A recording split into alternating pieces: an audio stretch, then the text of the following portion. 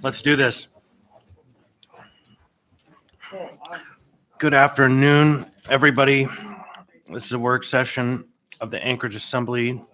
Today is July 27, 2023. It's 12:16 p.m. and we're meeting to have a discussion about housing and housing policy. And we'll get started first by doing introductions, starting with Mr. Martinez. George Martinez. Randy Solt. Zach Johnson. Scott Myers. Mike Zalato. Anna Brawley. Christopher Constant. Kevin Cross. Felix Rivera. I don't know if we have anyone on the phone. No. All right. So, Ms. Ross. Claire Ross, Assembly Staff. Allie Hartman, Assembly Staff. And we have Dean Gates, Assembly Counsel. So this is a work session, again, to discuss housing policy and where we're going. So I'm going to hand the floor to Mr. Rivera. Wonderful. Thank you, Mr. Chair. So I am hoping to have a little bit of a higher level conversation today about housing. So we're not necessarily going to be formulating policy exactly, but really talking about vision, goals, and strategies. And I think that's how the title of this work session was framed. I just want to give a little bit of background as to how we got to this conversation today and why we're having this conversation before we get into it. So back when we were planning the housing retreat that we had earlier in the year, there was initially an idea to do an extended session during the retreat where we talked about our housing community vision. And there were a few reasons why we wanted to have that at the housing retreat. So as Claire often repeats in our discussions around housing, she often says that we need to be clear with ourselves as a body and with the public about what we are trying to do, why we're trying to do it, and then most importantly, I think I hear her say this most often, what we're willing to give up to address our housing crisis. I think Claire really brings up a good point around setting those kinds of expectations so that when those controversial policies come to us, I think we have some type of guide to help us with our decision making. So Claire, do you want to just expand a little bit about what you often repeat in our discussions and what you mean by it? Sure, thank you. I'm one of the process members of the Assembly team. I guess I was thinking I've been rereading the 2040 plan, and the 2040 plan just takes the vision that was set in the 2020 plan, which is now quite old. And there's a lot. There's like 10 priorities. And so I think for me, that kind of means that everything's a priority. And so I think this community, I know a lot of groups in the community, ACDA, many members who are here do have a vision for housing, but I think we still lack a shared community vision of what we want for housing. And so then when an individual project comes up in a neighborhood or legislation, the Assembly hears a lot of negative feedback on it because I think I don't think this community has the principles that you're willing to stand up for, that, we as a community have decided we want this. And so if a lot of people from the community come and complain when we try to do it, we know that this is what the community wants and we can withstand the negative comments and push forward and know that you're doing the right thing. And then you had done this before a couple of times, and that's why we have this up on the screen with the COVID grants, the framework of what are your priorities. What are the priorities for the short and long term, and what are the guiding principles so that you can be grounded in that, and that when a project comes to you, you can put it through these metrics and then have a little bit better sense of whether you're willing to risk maybe some ill will in the community and push ahead because that's what the broader community has decided on. And so when we do the housing summit with the broader community in November, we're hoping that you have your vision and guiding principles set a bit more, and then hopefully get the community to give their input and tweak it and have something that is kind of grounded by everyone in the community. Awesome. Thanks, Claire. And then I'm going to be going to you next, Mr. Chair, just to be ready. You've also heard our chair mention a few times in debate about his concerns of, and I think this is the word that he uses, of how cavalier that we are being with some of our policy decisions. And the way that I interpret that concern isn't so much that we shouldn't be making bold decisions or bold moves, but that we should have a clear understanding of the decisions that we are making, why we're making them, the impacts that they're going to be having, and how they really fit into our vision and our goals for dealing with the housing crisis. Like, really, in short, what's the thread that connects any policy that we are considering to our vision and our goals? So I don't know, Mr. Chair, if you want to just expound on that a little bit. I actually really appreciate how you framed my concerns about cavalier action, that yes, bold action is good. And we are a deliberative body. Our work is supposed to be thoughtfully deliberated. And so any decision we make, in my opinion, needs to have been broken down into its component parts, and we discuss so we can understand action A will likely lead to the following outcomes. And specifically, not just, oh, we hear that this will happen, or there are some case studies where this happens, but real factors that we can measure along the way. But that said, there's another piece to that I think is very important. Over the last several years, there has been a devolution of the working together with members of the administration and the legal team and the various entities. And that was the right thing to do at the time because it was the only option we had. But there has been a restoration, if you will, a willingness to show and participate even for difficult conversations. And so there have been requests made to me by members of the staff to ask assembly members who are working on major projects to bring them to the department heads and the departments that are germane to the question, even if you think the departments aren't necessarily going to be an ally or they're going to oppose you, because they will have assets and resources, and it will help in bringing the conversation earlier where the divides are, so that when the project comes forward, it's been vetted by the people who are going to be responsible with delivering it. And so it comes in two flavors, I think. It's the understanding of, generally, because we can't predict, once an item is legislated and it's passed us, it becomes an entity of its own and it does what it's going to do. But generally speaking, do our very best to appraise cause and effect, and then to work with the folks in the departments who have a stake in the question. Yeah, thanks for that.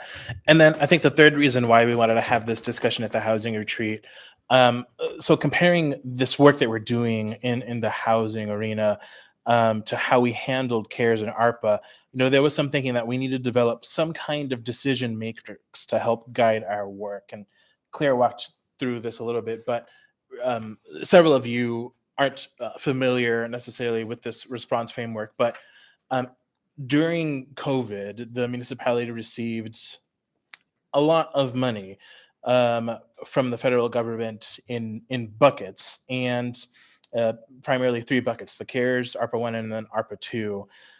And especially with the first bucket, it was over $100 million. I forget the exact number. And, we needed to figure out how we were going to spend that money in an effective way. And so we spent quite a bit of time really at the forefronts before we made any policy decisions on how we are going to spend that money, developing this framework to really lay out what are the priorities that we feel like we need to address with this money. What are some of the guiding principles? What do we want proposals to look like? And what kind of timeliness do we want? Do we want to focus on the short term, on the long term, or on a mix of both? And so this really helped us, I think, as a body, suss out all of the different ideas, all of the proposals, and really build something that I think really did have and continues to have an amazing and positive impact in our community, the way that we deliberated and figured out how to spend those ARPA and CARES Act dollars. And we went back to this framework time and again as we were deliberating all of our policies. And so there was some idea that maybe we need something like this as we discuss housing, something that we go back to time and again to really figure out how we want to thoughtfully craft our policies, our tactics, and to move forward with them.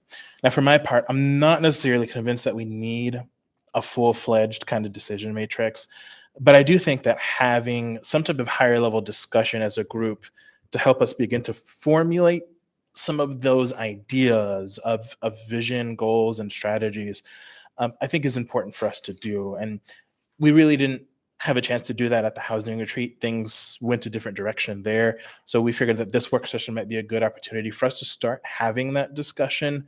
And really it isn't a start. Continue having that discussion because we've been talking about this a lot. And I think this higher level discussion as a group is going to help us to do that. My hope is that the discussion today help us to get more concrete and thoughtful discussion as we plan for the Housing Summit in the fall. So I hope that what we do today helps to craft and shape and formulate that Housing Summit. And I guess one of the things that I want to encourage folks is, I think it's okay for us to talk about policies as examples, but again, I'm hoping that we stay sort of at a higher level conversation rather than diving into the policies and the tactics that we want to act on. I'm really hoping that we stay at a higher level for this discussion because we really don't have that opportunity to do that with housing. And I think there's been other examples where we've had higher level conversations that have led to really good, whether that's COVID or whether that's our annual goals. Well, we have those higher level discussions and it does help us formulate some good policies in the end. So with that, I guess I would ask if there are any thoughts that folks have before we dive into the discussion. For the discussion, just to frame it a little bit before anyone answers, I really wanted this to be more of a free-form discussion rather than a sort of a facilitated and formal exercise. I have a few prompts to really kick us off, but other than that, I'm hoping that we have a bit of a free-form discussion. So any thoughts before we dive into it? I have Ms. Barley in the queue. Yeah, thank you. And I appreciate bringing back this COVID response framework. I was not in this body when it was formed, but I do remember seeing it, and I remember appreciating the thoughtfulness that went into, because there is a risk, of course, if you get a whole bunch of money that it doesn't go to where it needs to go, or that there's pressure from folks, who are representing where they would like it to go, but not necessarily that big picture view. So I'll say first, I really appreciate this, and I definitely support having this discussion. And I know it can be, as a planner, I know it can be frustrating to folks when we say, well, why are we talking about this? Let's just jump right into action. But I think having worked on some projects that took a long time and really did take a lot of relationship building and a lot of difficult issues to work through, I think spending the time up front to say, here are our broad goals, or here's the things we agree on, or here's our guiding principles, for example, really does provide the framework later to have those difficult discussions, because you can point back and say, is this meeting our goals or not? Is this something that we've all agreed on? And so I think it is a really important point. And then just one brief comment as well. The question about how we make decisions and how we base those decisions, I think is a really important one. And it's one that I've been reflecting on. I want to put another concept on the table of what is in the public interest. And I know that's always going to be a tension with us as elected officials, because, on the one hand, we are directly responsive and responsible to our constituents, the folks who, live here now. We need to be listening to public comment. We need to take those into consideration.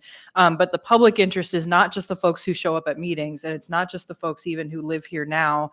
Again, myself and my planning hat is, what happens 50 years from now? What happens 100 years from now? And we can't only base decisions on that long-term view.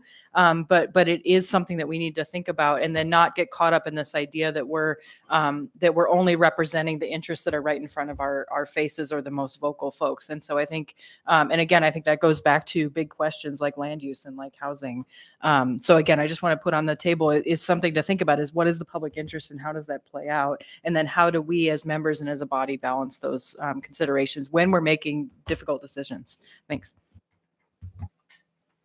Mr. Cross, then Ms. Elso. Thank you. So, I want to just point out some interesting information. So a Forbes article just came out that 22% of U.S. loan applications are now being denied, which is a record high in almost 6 years. I think what that looks like is that might be good for real estate values as far as purchasers in the end time, just because those qualified buyers might see some flattening of appreciation.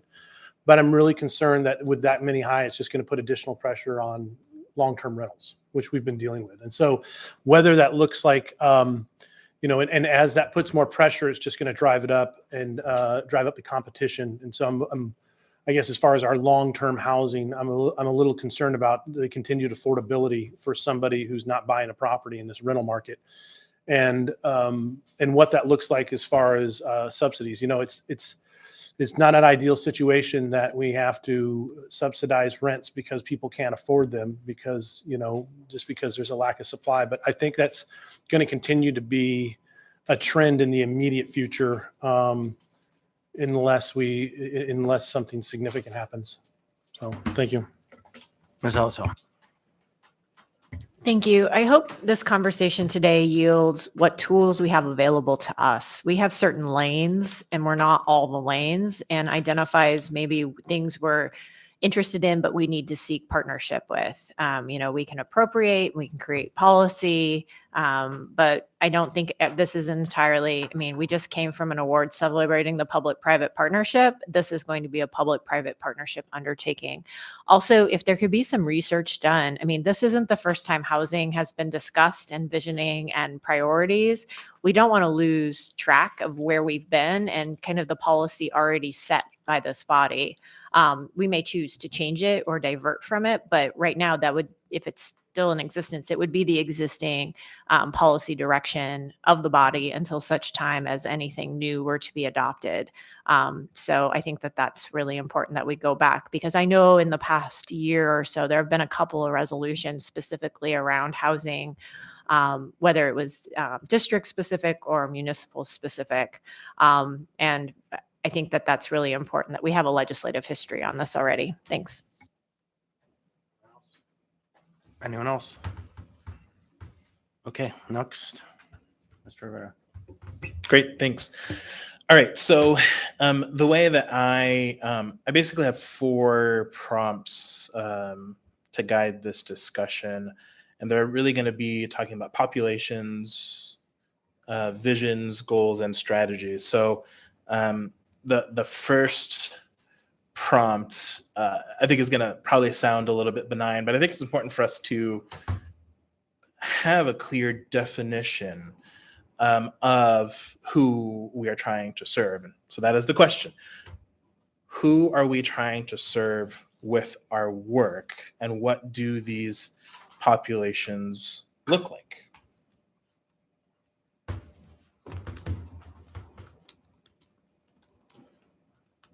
Mr. Salt. So I'll just write a suggestion, just entry-level housing, and I'm thinking of those entering the workforce, either out of high school, out of college, no money for a down payment or very little, and they can't afford a $300,000-$400,000 home. How do you get them into a home? For purchase. For purchase. I'm not a big renter fan. Ms. Brawley.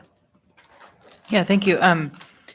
In terms of who we're trying to serve, I think I reflect on this a lot. It reminds me of the conversation about, do we laser focus on affordable housing and then trying to define what that means, or do we need to focus on the entire housing market? And those aren't either or, but they do suggest kind of 2 different paths. And I think my take on that, in terms of who we serve, is our market right now does serve some people very well. It's the folks who, and I think to Mr. Solt's point, it's, folks who do have money or already have a home and they're just looking to upgrade or downsize or whatever it is. And so in our current market, that population doesn't really need our help or support. And by that, I don't mean a public subsidy. I just mean that they're able to be served. And then for the rest of the population, anyone below that kind of income level, I think, they don't have a lot of choice. They don't have choice where they can move. They might only be able to afford, 2 apartments in the whole city. And maybe it's not anywhere close to where their kid goes to school.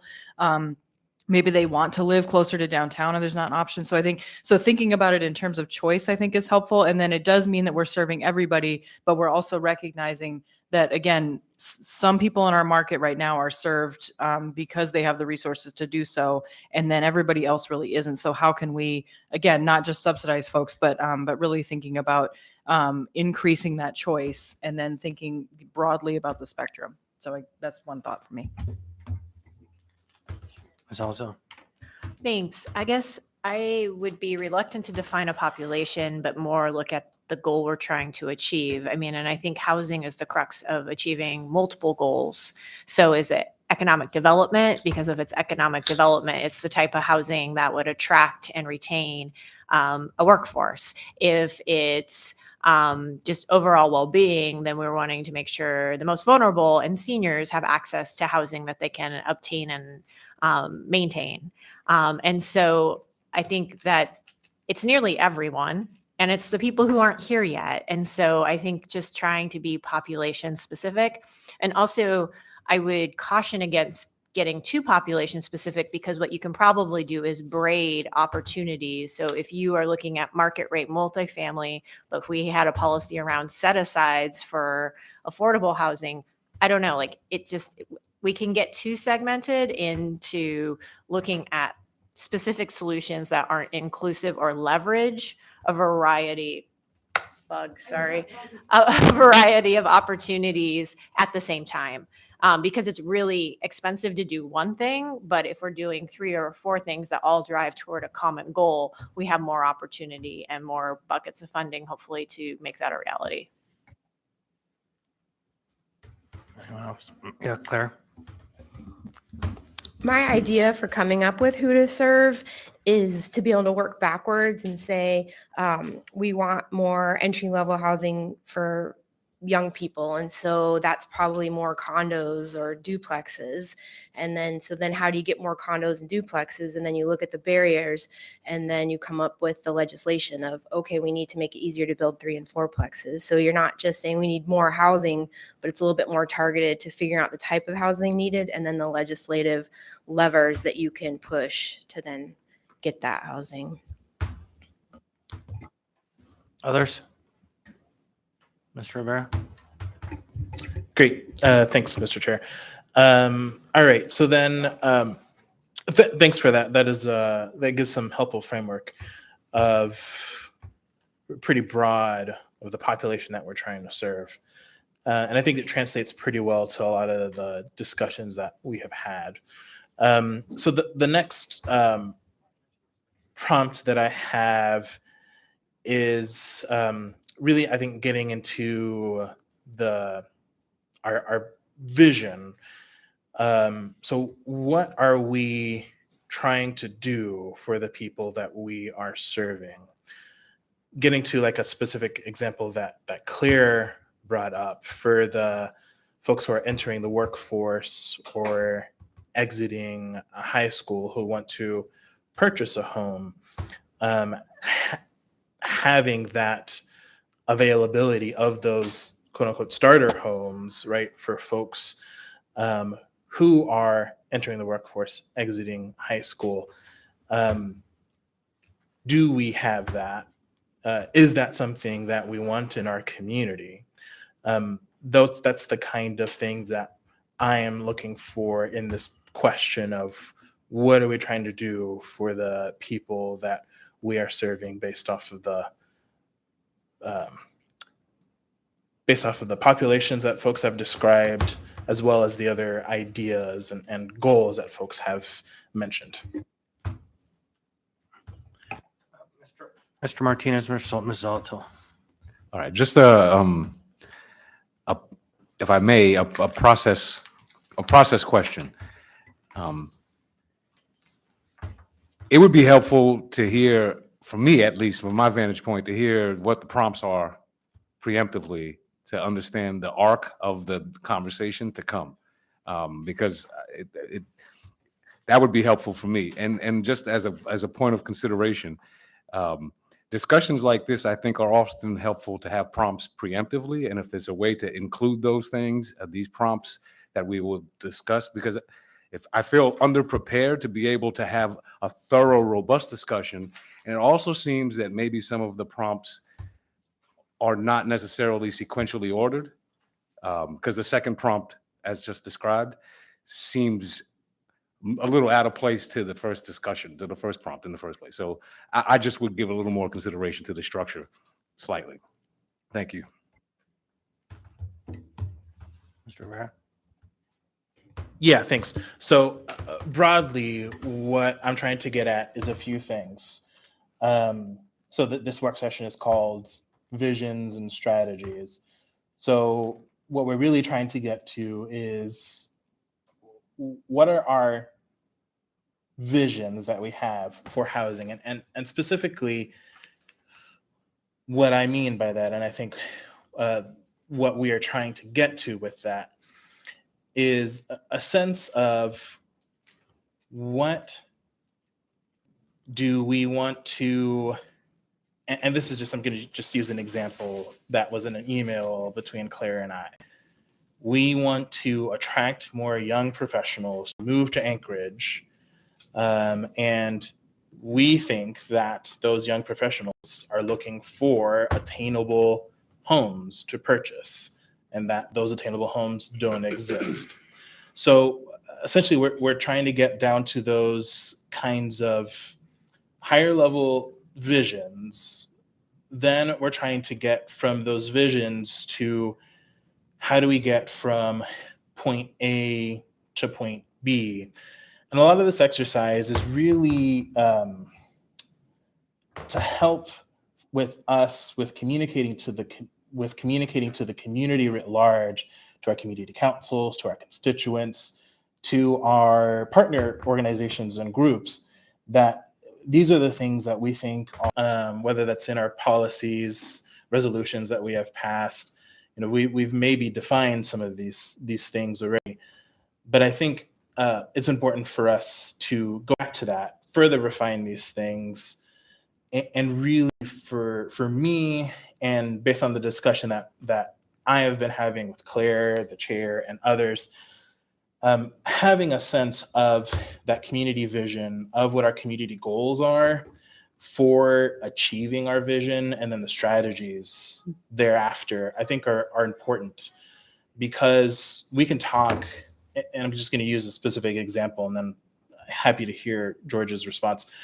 We can talk about we need more housing, but as an example, the number has been thrown out based on analysis done by one of our partner organizations that we need 2,400 more housing units for folks who are experiencing homeless and are very low income, right?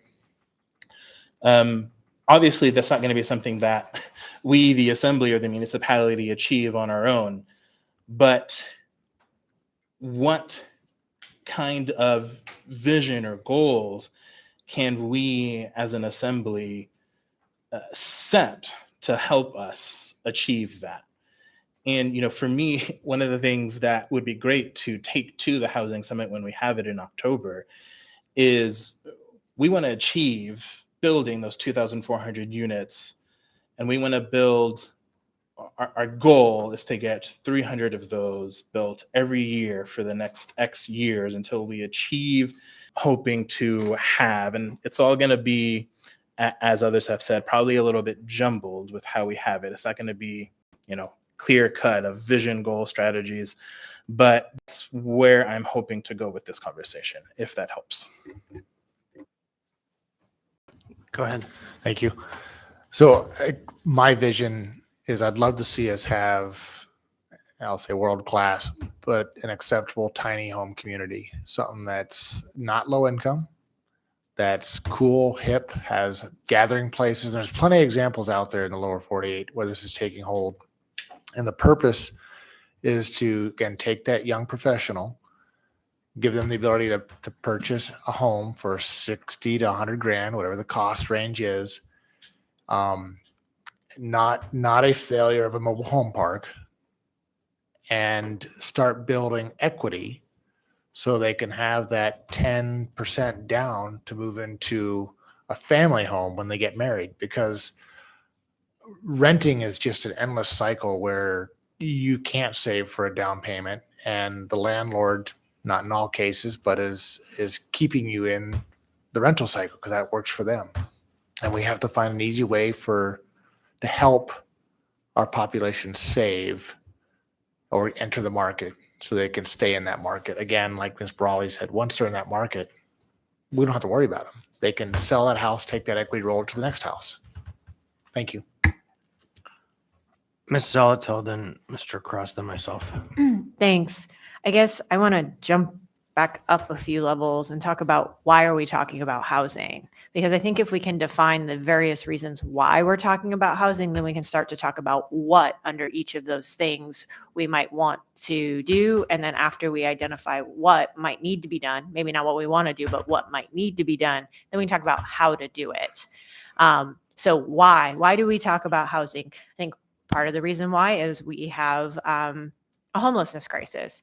Why do we talk about housing? Rents are unaffordable. Why do we talk about housing? Because home ownership is unattainable for young professionals, and that's a drain on our economic base. Like, kind of bucket it out a bit, because versus population, because I think people might fit in multiple buckets. Why do we talk about converting downtown office buildings into housing redevelopment? Because it's an economic driver and it will hopefully create needed housing so people can move up in the housing market. Like, if we can kind of go that way, I can get my head a little bit more around the conversation, and then we can kind of deep dive into each of those, because each of those is I think it's into the subpopulations that you are trying to get to, because it's different reasons why we're doing it. That will drive who we're talking about and what we ultimately may want to do. And then also the urgency in which we may need to act. I think you're getting at exactly what I was trying to say more eloquently. Mr. Cross. Thank you. Yeah, because you're exactly right. And I feel like we've had this conversation a lot, and I feel like we're getting some really good effort through the CEDC and what we're doing.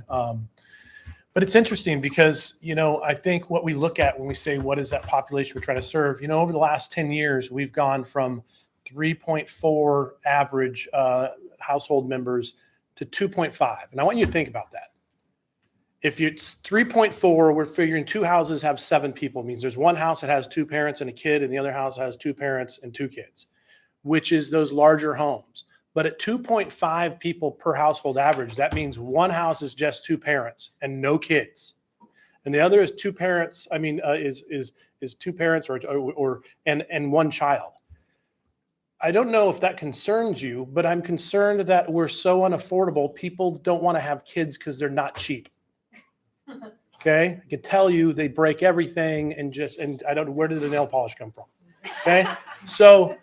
But it's critical to have children because it's the children that feed our lifeblood. Otherwise, if we're not growing those children organically, then we have to ship in the next generation from elsewhere. And the next generation that's coming into our jobs and our place, the first thing they do when they drive around is, where am I going to live? I don't know about you, but when I go at other places, I go, what would it look like if I lived here? And as much as I love the trails and parks, I look to say, what can I afford to live in? That's the first barrier of opportunity. And if they don't see anything, they're like, what are you talking? 75% of my income going to rent or whatever? Google search next place that's got mountains and streams. Wyoming, Montana, So I think when we look at this, we need to be very cognizant that what we're trying to serve is we're trying to create a situation where people not only can afford, but they can afford to have kids, raise a family, and grow our next generation. Otherwise, you're going to be sitting in your home, and then there's going to be nobody to buy it. So, thank you. So I have myself in the queue here. I think I want to go similarly down the road that Ms. Salatel took us. And we could have conversations about how to be everything for all people. This conversation about how to have children organically, it kind of makes me chuckle. People know how to do that, but the question is, how does our community do that and broadly? But that is not our job, right? It's an important consideration, but it's certainly not our job. Well, yeah, God, I'm trying to wrap my mind around that.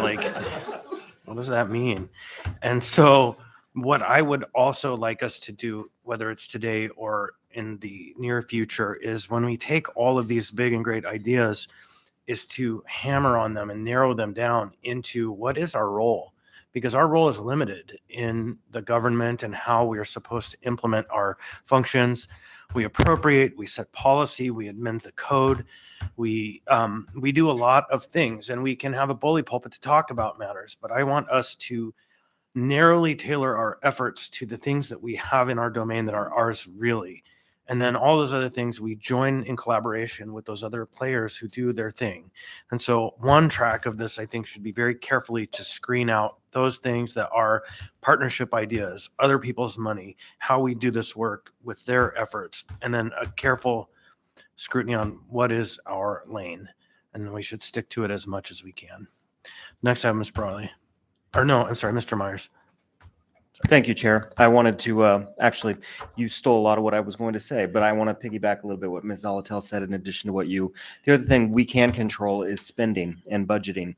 And part of the problem we have with housing and rental costs is our property taxes.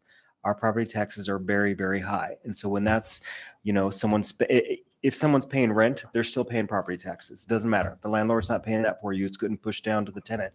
So we need to look for other revenue sources. That's what I'm going to say about that. That's one of the things we can control. Addition, deregulation, making it easier to obtain building permits, making it easier to develop land, infrastructure. That stuff we can control. I like Member Solt's idea of small homes. I can tell you from a building perspective, they don't pencil. Builders don't want to build them because they can't afford to build them and sell them. Yeah, and I would offer slightly on the other side that you could build full-fledged housing for the cost of a tiny home. Right. Yeah. And that's where the dilemma, the rub is in Alaska. Yeah, well, I don't know, you can fix it because of the fiscal realities. The reality is we should just drive towards as much as possible those condos, multi-units, housing units that are four walls and every function that folks need. But the math is a very important piece, and probably we could use some help with the analysis of the costs. The other side is we're going to have a readjustment and get used to 7% interest rates. The Feds hiked the rate again yesterday. I think this is going to be the new norm. That's, we are used to 3 and 4% over the last 10 years, and that's not going to be the norm any longer. Thank you, Ms. Brawley.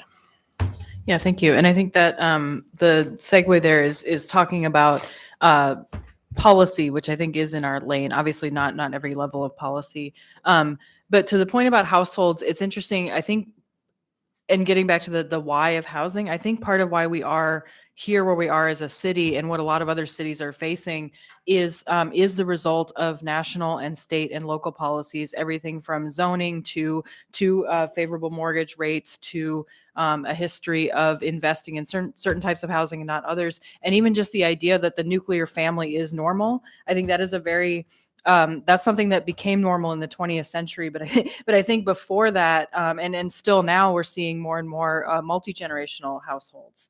Like folks who are trying to fit in a building that was built for 4 people and they have 8 people. One of that's affordability, but also it's because it is the norm to have your grandparents or your adult children living with you. And so I think in terms of some of the failures that we're seeing, I think, and again, not failures at the city level, but just kind of general failures in our housing market, not meeting the needs of everybody, is that we've built things in a way that is a very narrow construction of how humans live. And again, that's not something that the city can fix by itself. But it also we had a big fight about accessory dwelling units. It used to be normal to have boarders in your house. I used to read things like Little House on the Prairie or those books from, and it would describe people there was much more informal housing opportunities, and they weren't regulated. They were just things people did. There were transient workers. There was the single room occupancy, the SRO type building. There used to be 1 million more of those in the United States. And because it was serving a need that is basically the same as our slope workers today who, don't want a lot of house. They're in and out and they just need a place to live. And so I think it's important to recognize that part of why we're here is policy. We do not have control over national policy, but we do have control over local policy, and things like zoning have also created this situation. And so again, it doesn't mean that the assembly can do everything or even that the city can do everything to fix that. But I think it's important to really reflect on making sure that our built environment and the policies around our housing support a diversity of households, of cultural expression, all those things, because that's the time before we regulated everything, people lived in apartments above stores on Main Street, those kind of things. And so we've as a society made those things less easy to do. And then there's just a lot of challenges on doing that. But it's helpful to remember we're not trying to necessarily even go in a completely new direction. It's really, reflecting back kind of, again, how cities have been built for hundreds or thousands of years, and how we can get there while recognizing that we are in the 21st century. Mr. Martinez. Thank you. Just to add on to the rubric or the framework, we heard Member Zaltel just describe kind of that high level, those buckets. I think that makes a lot of sense to me. Earlier, it was mentioned the tools available to us, kind of to have a real understanding of the way that interplays. I think that's important. But I also think about our role of setting the conditions. And, we're not the implementers about most of what we're describing. We're the condition setters through code, through finance, through budget. But I'm interested in potentially, as we look at the housing summit, who's willing to do what out in the community. So we have some sense of the community assets and the capacity in our community to move forward on any particular direction. I think that's important as well, as we hear some things that may be in great visionary perspectives, but people with expertise on this board or this panel to describe that they don't pencil. I'm interested in getting a better sense of the inventory of operators or developers, or who's willing to step up into some of these spaces. And I just would share at the start of this, I circled, because at the high level of one in priorities on this framework, that made sense for me to be able to circle where my focus of priorities were. So I circled economic stimulus, housing and homelessness, public health and safety, and community investments. And then I thought to myself, back to the conversation when we described the difference between mental health and homelessness, and making sure that we have a real clear distinction between those areas of investments when we lobby the state. I thought right now, and I think we've had this conversation, but I would throw this out there as something to consider as well. It seems that when I circled housing and homelessness, I also drew a line underneath it, and I thought to myself, that's probably a rebrand. That there's probably the relationship between our developing housing and homelessness response that has been branded together through the way we organize our business, that may need to be considered as we move forward as a prioritization of this sector, and to bring in more folks into that particular conversation. And I'll leave off with a vision. Yesterday at the 40th anniversary birthday party for the Anchorage Senior Center, and there were several members there. Member Constant gave eloquent remarks. Chair Constant gave eloquent remarks as well. But I thought to myself, that juxtaposed to our assembly meeting, where at our assembly meeting, there was a clear intergenerational divide between goals, ambitions, and interests of the people who testified on our public testimony and our hearing for AO 2366. 2023-66. And so that conversation was really important, because then as I juxtapose those two activities or events, I think to myself, the vision is really, we want an intergenerational city where those who have lived here can continue to live here, and with the housing and the infrastructure supports their ability to stay here. But we want it to be a space where our young people can also imagine dreaming here and staying here and building their lives here as well. Now, it's important that people want to attract people to the city. That's important as well. But cities that have a vision for the people who are there now, our 40,000 students in our school district, approximately, or thereabouts, the aging population of our city, that really gives us an opportunity to see that balance between those tensions is something that we're going to have to really better understand, and how we educate everyone moving forward, because that was highlighted. But that intergenerational city is the framework of how we honor those who have been here and give opportunities for the next generation. I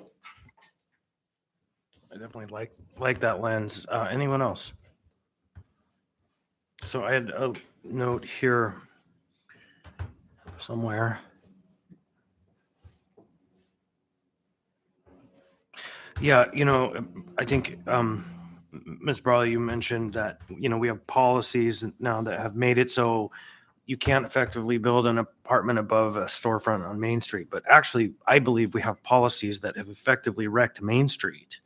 It's beyond the question of can housing go above that building, but we have actually effectively, through road policy and other policies, destroyed neighborhoods and made those places much less livable. And we have a responsibility, and this might be a next order of magnitude, to be continuously looking at our major other area policies that impact the ability and the utility of housing, because nobody wants to live in a house that's right on Gamble or Ingra, because those roads have made a toxic, desolate, horrible environment. And the people who are trying to hold on to life there are doing so despite all of the challenges we as policymakers, not just us, those before us and those at the state, continue to throw at them. And so there are other policy areas that have major impacts on the quality of housing and the ability for people to live there.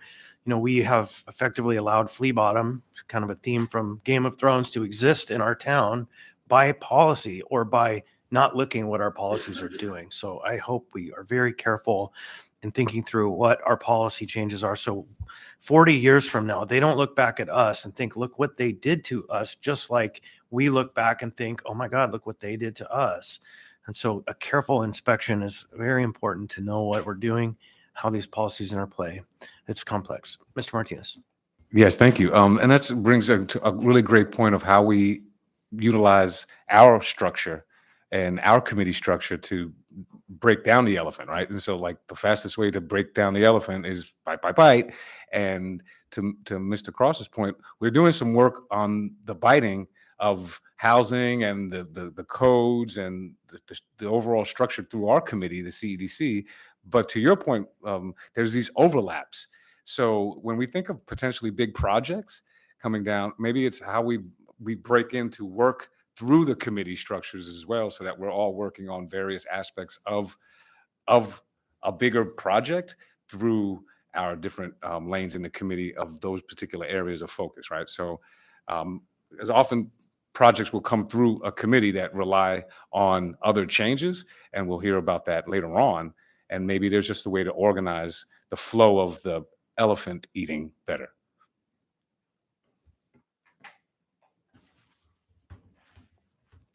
So we're scheduled to go for another 35 minutes. Allie, Ms. Hartman? I had a quick question maybe to that point and George's point about committees. Anna, do you know if the Transportation Committee has set a meeting date, or is that up and running? Or is that Meg? It's Meg. Oh, I thought it was you, Meg. Kevin, do you know a timeline for a Transportation Committee? Oh, AMATs. Not AMAT. Sorry. No, that is today at 1:30. Okay, soon. We're not quite there, but soon. Yes, a good question. Soon. Anyone else? Mr. Rivera, Mr. Cross. Yeah, you know, I know that we're doing this Hubble telescope view, but I want to bring it down to ground level here. Yesterday at the Anchorage Home Builders Association meeting, they talked about how our wetlands maps are, many of them conflict and they're outdated.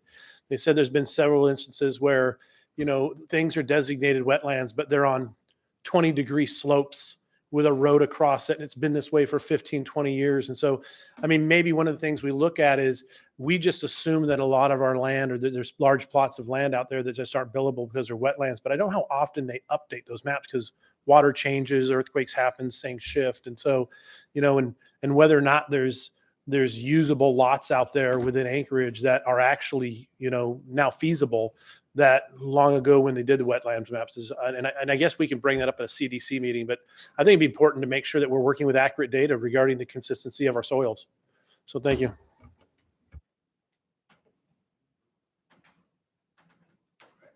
Mr. Rivera. Great, thanks. I'm actually going to ask Meg if she can just repeat the breakdown that you had. I don't know if you wrote it down or if it was just something that came out of your mouth. There's so much to unpack in that last statement there. So it was just something off the top of my head. And so I said the why, and then in some of the whys, is that what you're talking about? The kind of, okay. So why are we addressing housing? One of the whys is because we want to end homelessness. So that would be one particular why. And then the 2,500 housing units.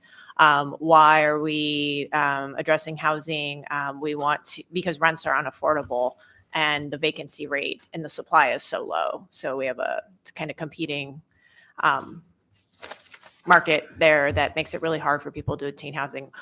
Like Randy said, why are we addressing housing? Because housing is not affordable for first-time home buyers.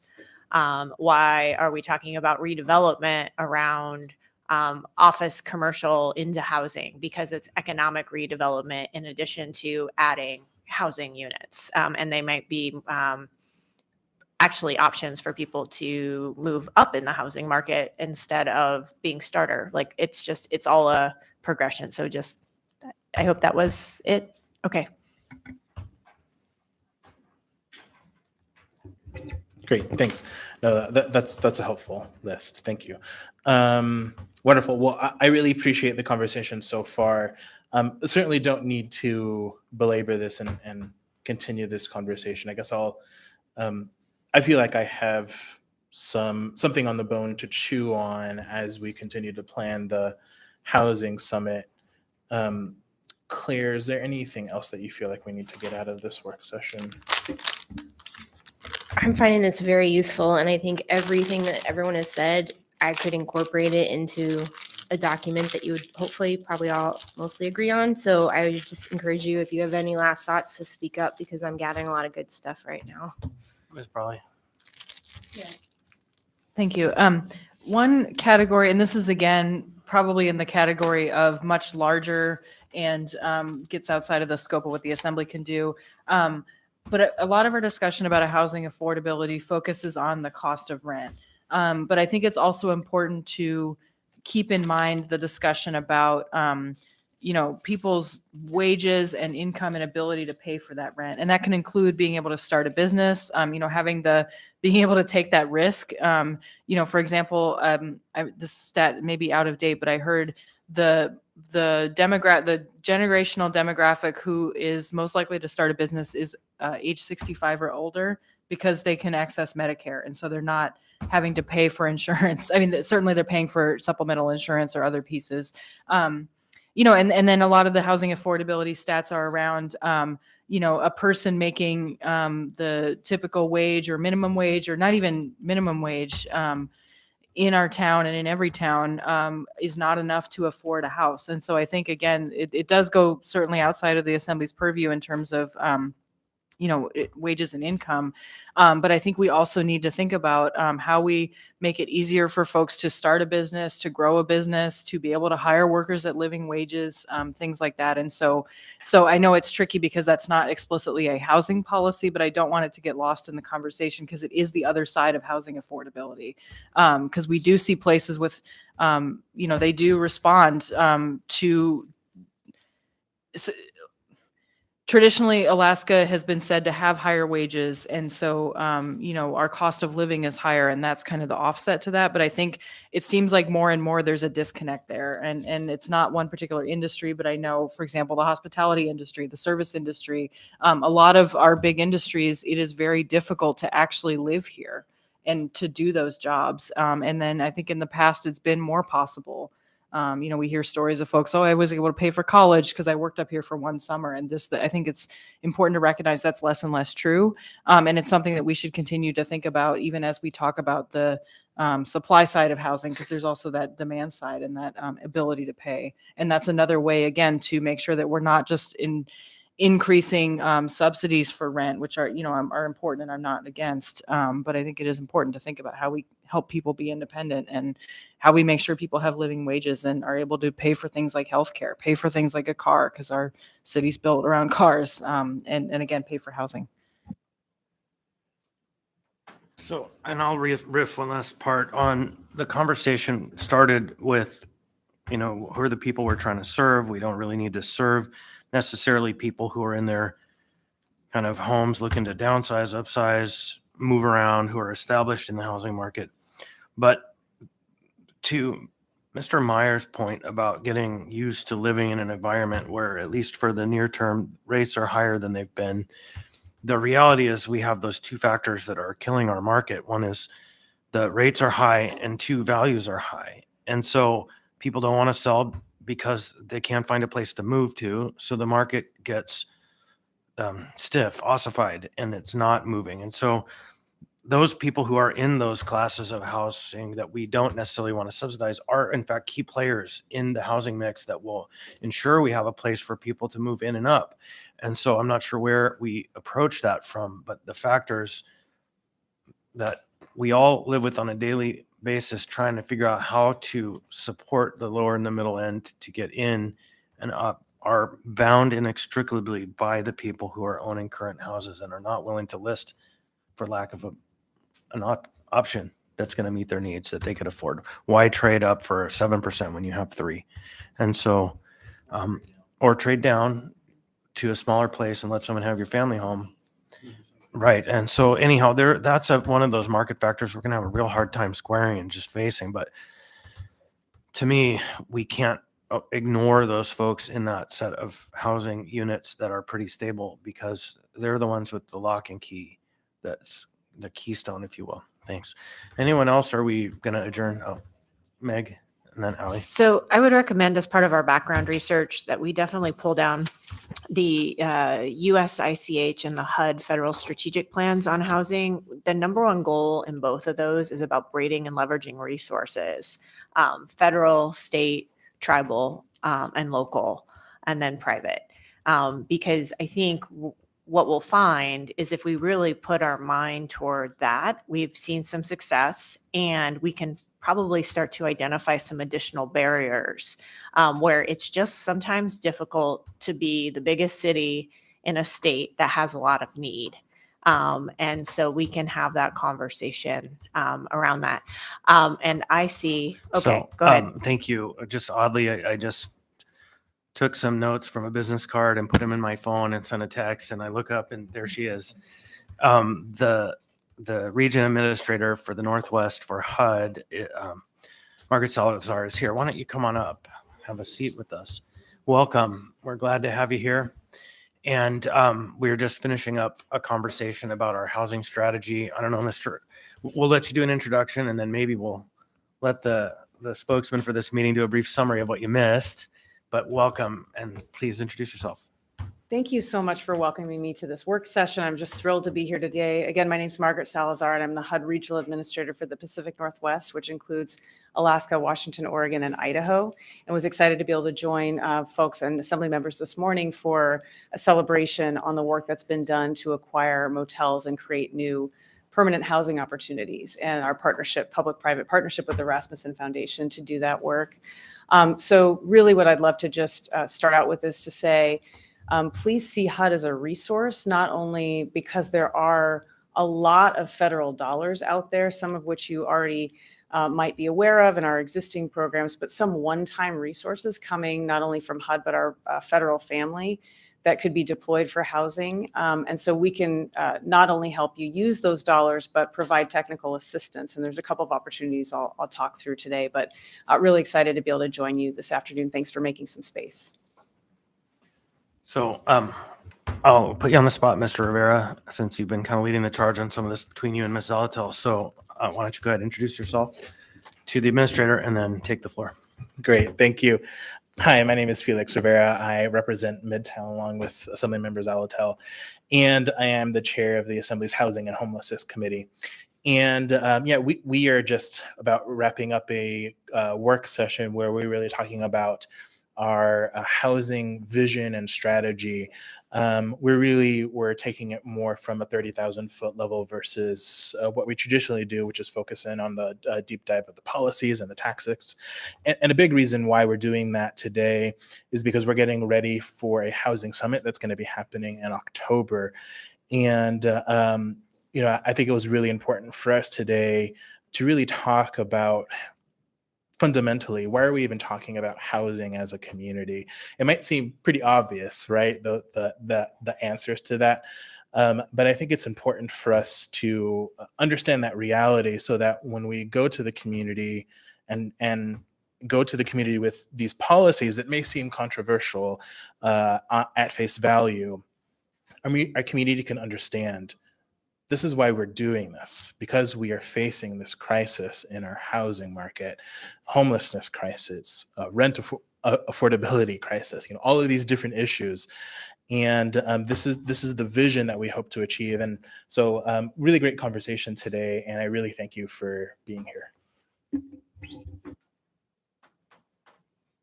So one thing I didn't get to chat with you about earlier today, and when you made that announcement of the notice of funding availability, we have been wrestling with what are the barriers that we have in our policies to housing. And it's interesting because that's a legislative function we're chewing on. I've asked the question, can we as an assembly branch apply for the funds as opposed to the whole city, so we can focus laser-like on the actual policies that are getting in our way? But I think that Mr. Martinez pointed it out really well. We had a hearing on an ordinance Tuesday night, and it's an ordinance that takes a very strong tactic on questions of zoning. And the testimony that we got was just divided, like just a line. The supporters were generally, I would say, under 50, and the opponents were generally over 50. And that was an interesting perspective to see so plainly brought out before our eyes, and it's interesting. So I don't really have a question. I just am very happy to begin this conversation with you, Mr. Martinez. One point of clarification. I'm George Martinez. Nice to meet you. One point of clarification. The oldest pro person had a child here. So there was one person whose son spoke with the beard, and then their parent said, "Hey, I want to keep my kid here." So there's a real interesting relationship between the divide, family, and the community. Yeah, and that speaker is a friend. I helped him buy his house, and I was his realtor, and they moved from the heart of Fairview. These are people who are not afraid to live in a place where other people say, "Oh, I would never live there." Instead, they challenge it, and it was nice to see. So other questions or thoughts? Yep, Ms. Alatel. Thank you. So being in Anchorage, we often feel like we're alone. Could you talk a little bit about what you're seeing in the Pacific Northwest? I think that would be really helpful context to kind of ground us in a lot of the work we're doing. Absolutely. So in my role, I get the privilege of traveling all across the Great Pacific Northwest. I have a lot of Alaska Airlines miles now from that experience. But one of the things that's obvious is that across the Northwest, we have cities that are growing really, really fast, that are really grappling with the same housing supply challenges that are really at the root of everything that we're talking about, whether it's affordability, home ownership, or people experiencing homelessness. So I think there's a lot of opportunity to learn from communities that have grown really fast. So I'm thinking about places like Boise, Spokane, Bend, Oregon, other cities that are, mid-sized cities that are growing, that have really grown over the last 5 years and are seeing just a huge spike in housing costs. So a lot of those cities are having the same kinds of conversations around modernizing their zoning, thinking about things like accessory dwelling units, other kinds of innovative building types, thinking about streamlining their permitting processes. So there's a lot of conversations going on in those communities around, yes, we absolutely need more investment in affordable housing, capital A affordable housing, with rental subsidies attached. But we also need to help build out that market side and sort of attainable housing at all income levels, and folks doing some work with the market to make that happen. So just one piece on that, I'll plug two things. The $85 million that we just announced today that is open for competitive applications, sounds like you all were talking about that. But we also announced last week that we still have dollars available for a program that we're putting together with the Department of Transportation called Thriving Communities. It's a technical assistance program. We have one community in the Northwest, which is Redmond, Washington, which received the Thriving Communities technical assistance, and we announced that last week. So it might be good to connect with Redmond. Very different economy. They're a very affluent suburb of Seattle. But to find out what they're doing with that resource and how they're thinking about the housing and transportation piece and what that technical assistance might do for them.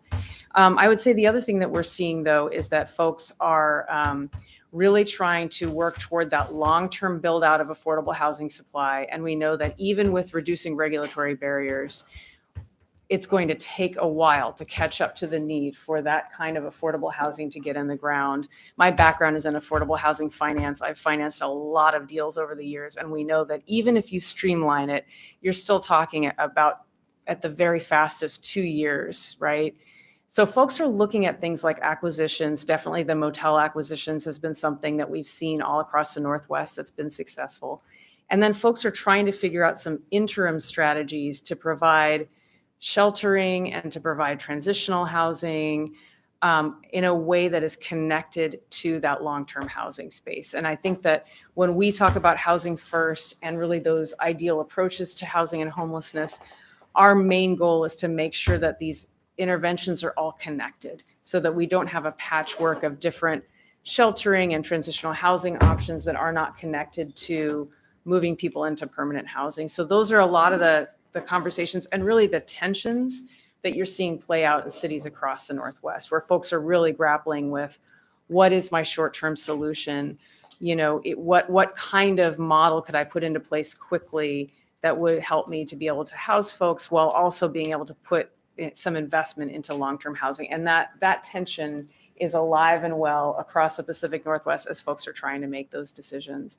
The one final thing I'll mention to you is a model that we're excited about that we seeded with some technical assistance in downtown Seattle, which is a downtown command center model where the King County Regional Homelessness Authority, the Housing Authority, which we've provided a record number of housing vouchers to, as with housing authorities here, as well as private market landlords and others, are sitting together around the table every day to map out the encampments in downtown Seattle, create a by name list of every individual that is residing in those encampments, and matching just relentlessly going through the work of doing outreach and matching each one of those individuals and families with an opportunity, whether it's sheltering, whether it's long-term housing, permanent housing, or treatment. They're meeting each community member where they're at and understanding that it's not a one size fits all. It's really about that matching, which is going to make people successful. And that's, of course, in the King County housing market, which you can't even imagine what those rents are. And they're able to move people into housing.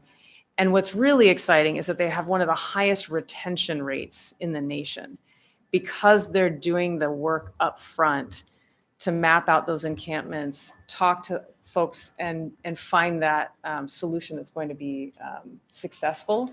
They actually are retaining their homes in a much larger extent than most of the cities that we're working in. So those are just a few of the trends that I'm seeing, and we would be thrilled to connect you with your contemporaries in any of those cities to have dialogues if that's helpful. So I'm Mr. Myers, and then Mr. Martinez and myself. I just want to say thank you for being here. Scott Myers representing District 2, Chugiak and Eagle River and J-Bear. I'm also licensed in Oregon. I came from Bend, so I know that housing market very well. Was there in the boom and was there in the bust, and ended up coming up here. A couple of things that different in the Pacific Northwest that we have to deal with up here. Labor. We don't have the labor pool that they have down there. Available land to build on, specifically Anchorage, not talking the Matsu or much of the rest of the state, but specifically Anchorage, we're between the inlet and the Chugach Range. So available building land that's not a ski slope, specifically what we deal with in Eagle River. So materials as well. Everything has to get shipped up here. In Bend, they have Cascade windows. You can get the windows from Bend. That's where they're built. Here, we don't have that. Everything's put on a barge. So time and cost to build in Alaska is significantly longer than it is in the lower 48. And then climate. It's much more expensive to build here in the middle of winter. When we have to tent foundations, that's a huge increase in cost. We still do it. Framers, to their credit, they will frame until 20 below. I wouldn't want to do it, but they do it. And it's hard to find people willing to do that. The other thing that we don't have that the lower 48 does, specifically Oregon, because I came from there, is additional revenue sources. And I'll keep hammering on that. We put the burden on taxpayers in Anchorage, the residents of Anchorage. Property taxes are significantly higher here than they are in the lower, or specifically in Oregon. Anyway, that's all I wanted to say about that. When thinking about talking to those other folks in the lower 48, that the issues that we have are drastically different than theirs. Similar, we still obviously have a rent issue, the cost of that, but our building climate up here is significantly more challenging. Mr. Martinez. Unless you want to reply at all. Okay. Yeah, Mr. We're almost done. Thank you. Excellent. Thank you. I wanted to shout out the work that the city of Anchorage has done with respect to the continuum of care and with respect to really building out a framework that echoes an approach by name list, no wrong entry space. And so that's the right track for our city to be on. I hope that our city gets back on the right track of that work. But I wanted to just ask a question. One of the resources that we shared I'm the co-chair of the Community and Economic Development Committee, and so we're taking up these issues a lot, and my co-chair just left, Mr. Cross. But we shared recently some list of associated resources around vacant and abandoned properties that we're starting to look at. And one of those resources was a HUD article or some HUD resources as well around vacant and abandoned properties and their reuse. I would love to hear if there's any folks that are doing some innovative work around that in our catchment zone, and if we can pair up with some of that knowledge and technical information, and if there are indeed funding sources available, or if the funding sources that we talked about would be appropriate as well. Thank you. So and I think this dovetails nicely with the comments around the challenges of building here. And I would just say, as somebody who has had a chance to visit Alaska just a few times in my role, I am absolutely bringing back that message to DC about the differences here and the challenges in building. And the more that you all can point out specific barriers in the federal programs that are not aligned with your reality, that specificity is really helpful for me to lift up. And to the question about things like research and how we're looking at this. So just this last week, our Office of Policy Development and Research held a forum, a conversation around office to residential conversions, right? That's a big conversation that's happening around vacant commercial properties and what's working and converting them to residential. And we actually put out a notice of funding, very small compared to the $85 million I just mentioned. I can't recall the precise amount, but it's a small research funding, notice of funding opportunity. So that is out there. And then we also were able to fund some innovative partnerships here in Alaska around a 3D printing project going on that we think Nome might be a place where we're able to pursue that here in Alaska. That would be 3D printing. So right now it's a flash in the pan, but it was a research partnership between the Cold Climate Housing Research Center and other researchers here in Alaska working with researchers at Penn State. So that's another innovation that we've been funding, but we can certainly track down what our Office of Policy Development and Research is looking at in terms of these kinds of innovative strategies, and using things like CDBG for infrastructure to be able to make some of these parcels into do pre-development work and site work and infrastructure improvements could be very helpful for some of those vacant properties. So we recognize you have to go soon. We have two last comments, if that's okay. Go ahead. Yeah. Thank you. So prior to my joining the Assembly this year, I did a lot of work as a consultant, including with partners in town and looking at HUD funding, things like that. So I guess one observation from that perspective, and then a second personal observation. I think one of the challenges and one of the fundamental policy challenges of the way HUD's programs are constructed is it does basically incentivize or require siloing by population. So one example, and I'm sure you've heard this from others, the definition of chronic homelessness is challenging because folks here do have some income. They end up in a hotel room for a couple months and all of a sudden they're not eligible for programs. And I know there's other barriers and I know those have been identified as well. And I think it's unfortunate that we focus so much on, the unit of family or the unit of veteran, and I understand why those things happen, but it does get in the way of being able to use funding more flexibly. So that's one observation, just having worked with those programs. And then a personal observation, we talk a lot about subsidy and there's often misconceptions about that or stigma around public housing or public housing subsidies, things like that.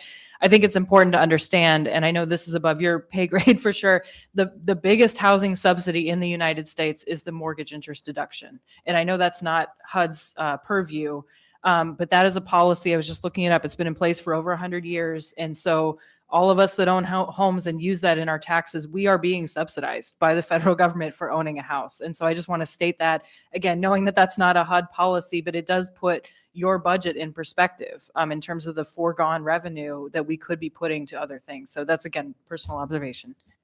Thanks. And I have myself in the queue for this last one.